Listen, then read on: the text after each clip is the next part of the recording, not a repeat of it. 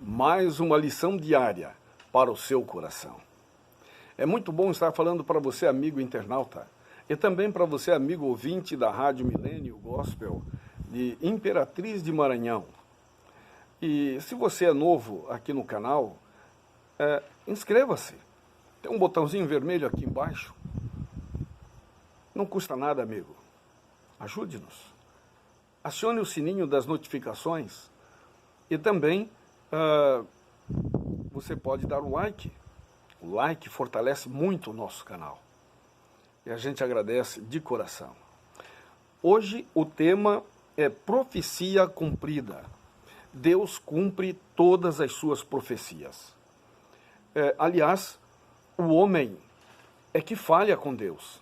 Há muitas profecias que foram ditas pelos profetas e não se cumpriram.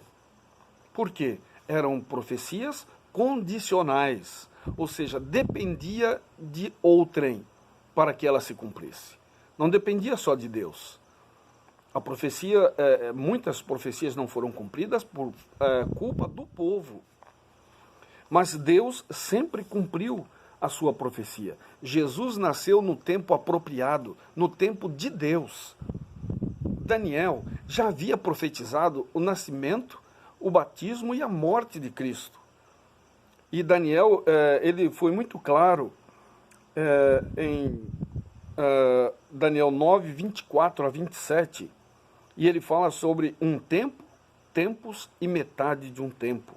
Ou seja, e está especificamente em Daniel 7, 25, Apocalipse 12, 6 e 14, Apocalipse 13, versículo 5, todos eles falam sobre o cumprimento desta profecia de Daniel, capítulo 7, versículo 25. E, acima de tudo, também o tempo que Jesus levou no seu ministério. E foi cumprido na história, bem como os 2.300 tardes e manhãs de Daniel 8,14. Também foram cumpridas. Aliás, se você ler a Bíblia, amigo, você vai notar de que todas as profecias feitas e que dependia somente de Deus, ele cumpriu. É muito bom a gente ter confiança em alguém que cumpre a sua palavra. E Deus, ele cumpre a sua palavra. E apesar de alguns erros da ciência moderna, que ela tenta, colocar sobre a Bíblia, sobre a palavra de Deus, e dizer que foi um equívoco e que é um engano, na realidade, Deus, ele sempre cumpriu, e a história comprova exatamente o cumprimento das profecias divinas.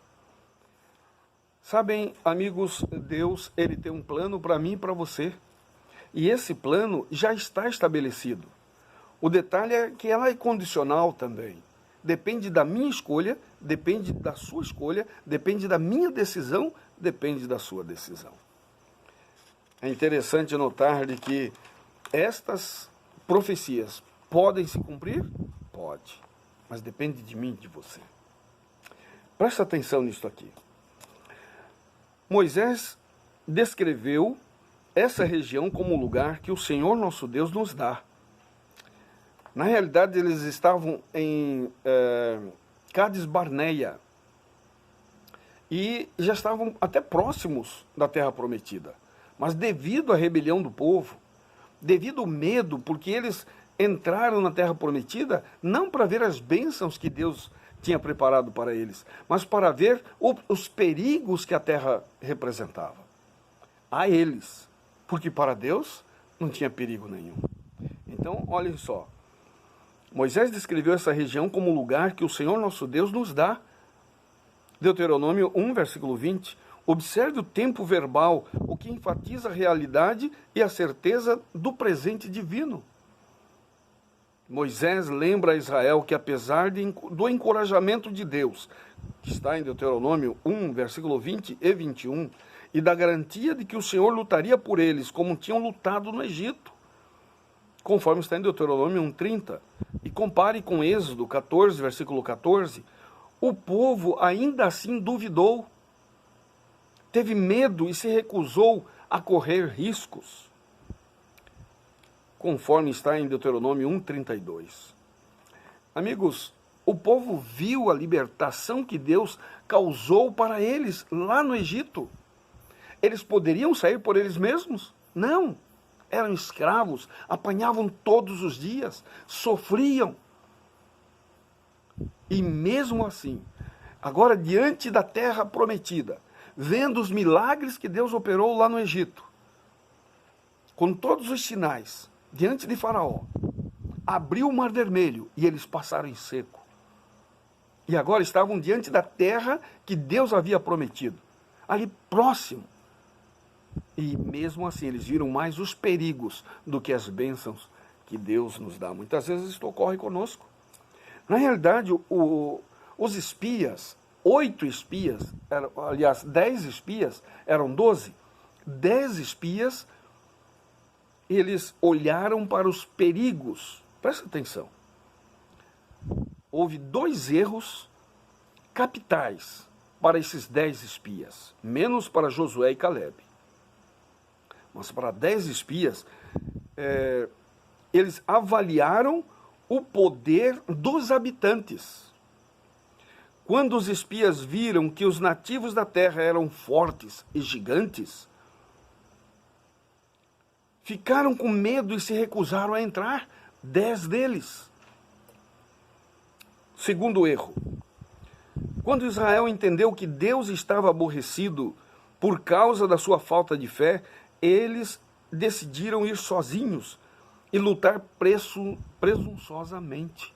Ou seja, nós podemos, nós conseguimos. Não saíram nem do Egito e agora queriam guerrear por si mesmos contra os inimigos sem o apoio de Deus.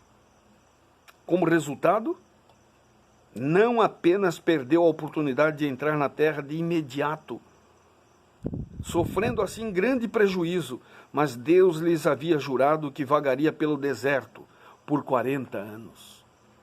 Poderiam ter entrado imediatamente, conforme está em Deuteronômio 2,14. A mesma frase é usada para se referir ao juramento que Deus fez a seus pais, a data 40º ano. É, ironicamente, outro lembrete que o Senhor cumpre sua palavra. Moisés usou todos esses eventos para fazer Israel se lembrar da promessa divina e também para alertar o povo, antes que cruzasse o Jordão, de que devia aprender uma lição do passado para que pudesse garantir o seu futuro. Você está em situação difícil?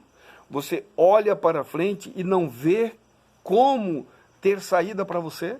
Você olha para trás e confirma que você é um fracasso?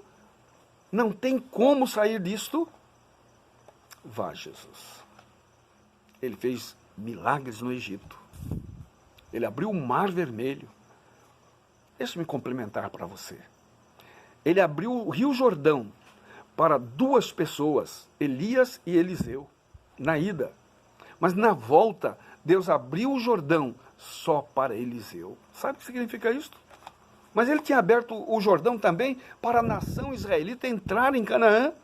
Então veja, para entrar em Canaã, ele abriu o Jordão para uma nação. Para Elias e Eliseu virem, saindo de Canaã, ele abriu o Jordão, 2 pessoas. E quando Eliseu voltou, ele abriu o Jordão novamente para uma pessoa.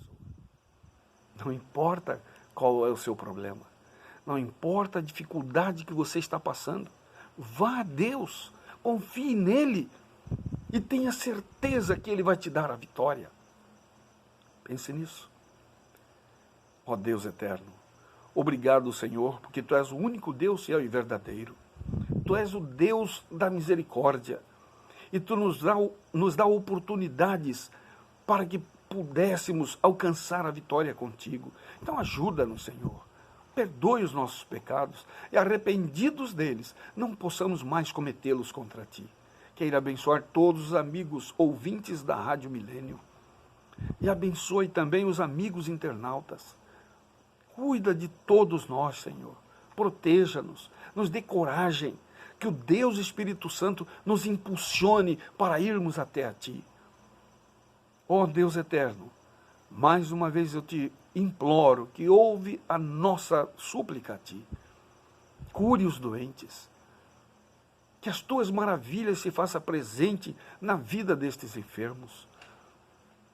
E obrigado, Senhor, porque a minha irmã está bem melhor. E temos a esperança de logo em breve ela estar em nossa casa. Mas o seu esposo, o Senhor sabe quem é, o Vicente, não está bem. Por favor, Pai, toma-o em teus braços de amor. E se for da tua vontade, utilize os médicos, os remédios, e ele possa voltar para casa, para a honra e glória do teu santo nome. Mas se for para ele descansar, Senhor, que ele descanse em ti. E nós possamos estar felizes, talvez porque ele descansou no Senhor. E temos a esperança de revê-lo na primeira ressurreição. O Senhor sabe que ele está em coma, não tem mais saída, a ciência diz, os médicos já o desenganaram. Então, por favor, Pai, é contigo agora.